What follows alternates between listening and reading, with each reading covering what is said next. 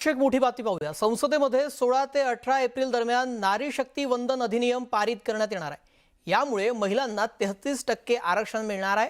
सोबतच लोकसभा आणि विधानसभा निवडणुकीमध्ये देखील 33% जागा महिलांसाठी राखीव असणार। त्याचबरोबर महाराष्ट्रामध्ये ज्या पद्धतीने महिला अत्याचाराच्या घटना वाढत आहेत, यावर आता सरकारने खंबीरपणे विचार करण्याची गरज असून समाजाने सुद्धा या घटना गंभीरपणे घेण्याची गरज आहे, असं राज्यमंत्री रक्षा खडसे म्हणाल्या।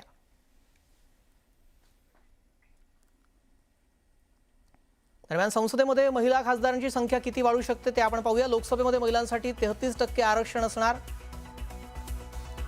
2011च्या जनगणनेनुसार मतदारसंघाची पुनर्रचना करण्याचं देखील नियोजन आहे। खासदारांची संख्या ही 543 आता आहे, ती 816 होण्याची शक्यता आहे। केंद्रशासित प्रदेशामध्ये महिलांसाठी 35 जागा असतील। लोकसभेमध्ये महिलांसाठी 273 जागांवर आरक्षण असणार आणि मतदारसंघामध्ये फिरत्या पद्धतीने महिलांसाठी आरक्षण असेल। मतदारसंघाच्या पुनर्रचनेसाठी आयोगाची स्थापना करण्यात येणार। तुमची काय भूमिका आहे? तुम्ही एक महिला नेते आहात।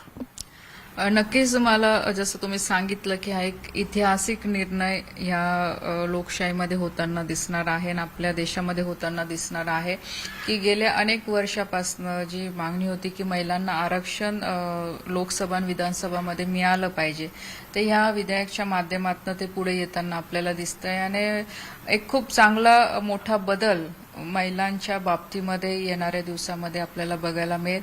आणि मला असं वाटतं की ही योग्य वेळ आलेली आहे की आज महिलांना लोकसभा आणि विधानसभामध्ये आरक्षण 33% जे आरक्षण मिळणार आहे। कारण की जेव्हा आपण विकसित भारतचं संकल्पच्या दृष्टिकोनातून पुढे चालतो आहे, तर महिलांचाही तेवढा अधिकार असणं आणि तेवढं त्यांचं मत या देशाला विकसित बनवण्यासाठी घेणं हे अत्यंत गरजेचं आहे। आज स्थानिक स्वराज्याचं जे आपण सगळ्या संस्था बघितल्या तर आज 50% आरक्षण तिथे आहे। खूप चांगल्या सक्षम पद्धतीने आज काही महिला काम करता आहे, तर त्या फक्त तिथपर्यंत सीमित न राहता त्यांना विधानसभामध्ये आणि लोकसभेमध्ये सुद्धा येण्याची संधी या विधेयकाच्या माध्यमातून मिळणार आहे। व्यासपीठ आम्हाला या आरक्षणाच्या माध्यमातून मिळणार आहे। महाराष्ट्राचा प्रश्न आहे, एकीकडे ऐतिहासिक निर्णय होतोय 16, 17, 18 च्या दरम्यान, म्हणजे संसदेच्या अधिवेशनादरम्यान, पण महाराष्ट्रामध्ये जर बघितलं तर नाशिक असो, पुणे असो किंवा मग अमरावती असो, इथे महिला अत्याचार घटना खूप वाढताना पाहायला मिळते। आपण महिला नेता आहात, काय प्रतिक्रिया आपली याच्यावर? मी याच्यावर असं सांगेल की महिला अत्याचाराच्या घटना नक्कीच घडत असतात, पण सरकारचे या अनुषंगाने नियम आहे, कायदे आहे, पण समाजामधली या घटना घडू नये याच्यासाठी मानसिकता बदलणं हे अत्यंत गरजेचं आहे। एकीकडे परिसीमन, दुसरीकडे महिला आरक्षण, या संदर्भातले विधेयक या अर्थसंकल्प अधिवेशनाच्या 3ऱ्या टप्प्यात पारित होणार आहे।